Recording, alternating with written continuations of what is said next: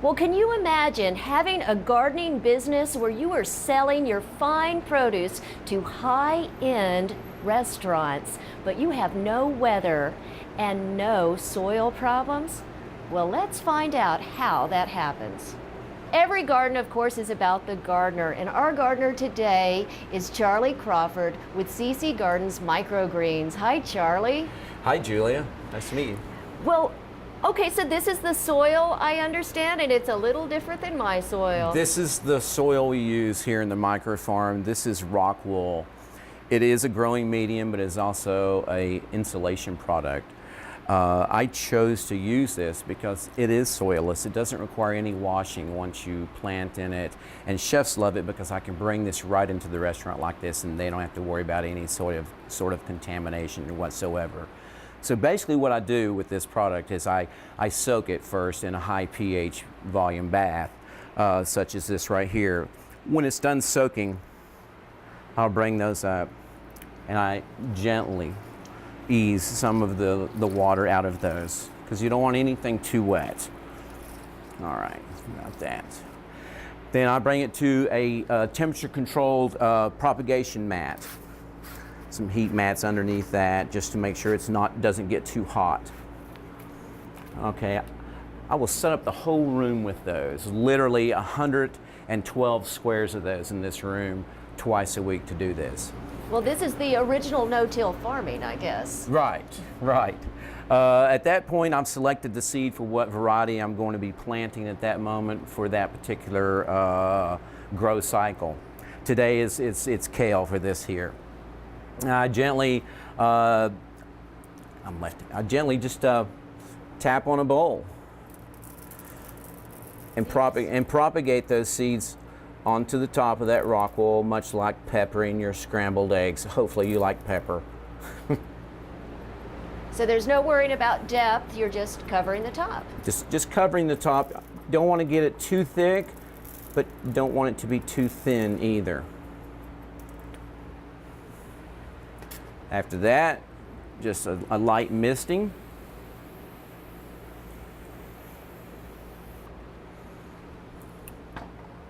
I'll cover those seedlings, the seeds, soon to become seedlings. And there, this kale will take approximately 2 days to germinate. And I'll know it's ready because those little dark spots will now have little white hairs all over them and the start of a leaf. And when it gets real pronounced, which isn't long, it will look similar to this right here. When it does get that first pop, we call it, when a seed first lets go and it has that leaf, I'll move it over under the light. I'll take it off of those trays and move it onto one of these, mist it some more, and just proceed to water it. Every day we water. What we have here, this is a combination of basil genovese and opal basil. This is 4 days old. This is opal basil here, and it is about 2.5 weeks old. It's ready to go out the door. This is another blend of basil and its older version there. Well, now these are different from our old-fashioned sprouts, which were generally, I guess, just 2 or 3 days old, maybe when we would start eating them. Correct. And the biggest difference in microgreens and sprouts is sprouts are grown in a soilless environment, literally. No rock wool, no nothing, just a warm, damp environment. You consume the whole root and the small amount of leaf that's there.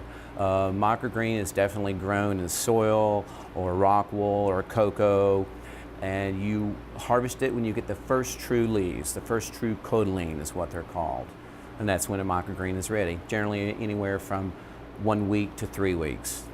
Well, there's something very familiar I see over here, Charlie, and I just can't believe that in all of these beautiful microgreens that you're trying to grow carrots. Mainly for the tops. Chefs love the carrot tops because they taste just like a carrot and they're beautiful. Now that is really fresh. Yes. Now some of these other things that you have here, well, the basil, of course. Isn't that wonderful how that smells on your hand? You just want to put that on your pillow. That is just fantastic. Now, when it comes to harvesting, well, you don't have to do that, do you? No, that is one thing this farmer does not have to do. Harvesting, for me, is loading the van with trays and orders and invoices and going out on a run. Usually takes about 2.5 hours any given day to do that run. Well, that's not so bad. And when the chefs get this beautiful bunch of microgreens, how are they going to deal with these? What do they use them for? They use them on many things: pizzas, salads, lovely fish dishes. This particular product here, Tangerine Jam, is excellent on chocolate ice cream. Oh, I bet it is. So It really is. they're getting this fresh growing product in their store. How long can they keep it?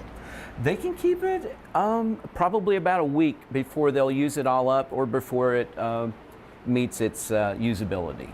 So they'll just take it and snip it off, and you'll have And just most chefs will use it all before the end of the week. what a great product. Just snip and have your fresh greens right there, That's right. right next to the plate. This is fantastic. As you plant these, do you already have orders for them? Do you already know what you've sold? Yes, I do. I have a list of all of the restaurants I service, as well as what they're ordering. I have a flow chart that tells me what I need to plant every week for their order. Planting's done twice a week, and deliveries are done 5-6 days a week all over Nashville. Some restaurants are twice a week, some are 3 times a week. Let's talk about then some of the varieties that you're growing here, because I see all kinds of beautiful green leaves, but I don't always recognize them at this stage. So what do we have? All right, this is thyme. Everyone's familiar with thyme. As an adult plant, it's real woody and real tough, but as a baby, it's very tender and very flavorful. We also have red vein sorrel. This is broccoli. More basil. I have some mustard. This is a Ruby Streaks mustard. That's a very favorite one there. Very flavorful, very colorful. Chefs tend to like a lot of color. Well, Charlie, tell me a little bit about the growing conditions here. We are using horticultural brand fluorescent lights. I have several fans going, 2 dehumidifiers, a window unit, air conditioner, all just to keep the temperature and humidity at a certain level, which is around 74 degrees and 50 to 55% relative humidity. Now, there have to be some sort of special issues that you deal with here that's different than regular gardening. There is. There's one thing in particular, and it's called damping down. That's where something gets too much moisture and it fails. Some things that are susceptible to that is this basil here. Because it's so dark and it's so dense, it's hard for air to flow through that. So it actually could hang on to moisture longer than it should and will start to wilt within, and then it will spread. So if I see that, I have to remove that square. I don't have many issues with pests per se. Occasional gnats, which, they're going to come in anyway, but they don't last long because everything goes out the door really fast. As a very innovative entrepreneur here with a very different type of gardening, where did you get all your inspiration? How could we learn more? Well, first off, gardening's always been a hobby. And I took the hobby and sort of went a little bit further with it when I came across this article in this Growing Edge magazine about microgreens. And it really made the light bulb go on in my head and gave me ideas of how to approach this, where the market was. And this was my inspiration. Well, thank you so much for sharing your beautiful garden with us today. I'm sure it's a lot of fun throughout the year, and it really gives all of us some more inspiration and another idea for gardening, maybe the easiest way I've seen yet. Well, thank you. For inspiring garden tours, growing tips, and garden projects, visit our website at volunteergardener.org or on YouTube at the Volunteer Gardener channel, and like us on Facebook.